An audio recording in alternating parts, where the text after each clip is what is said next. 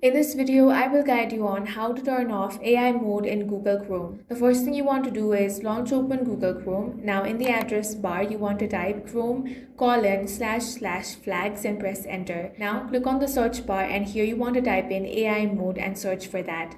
Now disable the following: AI mode omnibox entry point, set that to disable. AI entry point, set that to disable. Omnibox AI mode matches, set that to disable. Now go ahead and set all of these to disabled.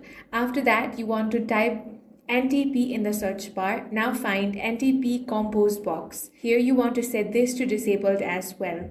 Now restart Chrome. After you have restarted, click on the three dots in the top right corner. Now go to settings. Now click on search engine. Click manage search engines and site search. Now scroll to site search and click on add.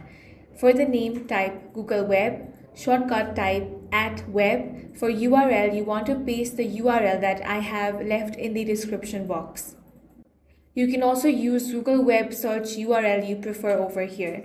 Then set Google Web as default search engine. After this, your searches should now show normal website results instead of AI overviews or AI mode suggestions. That's all for this video. If you found it useful, make sure to hit the like button and subscribe for more videos like this.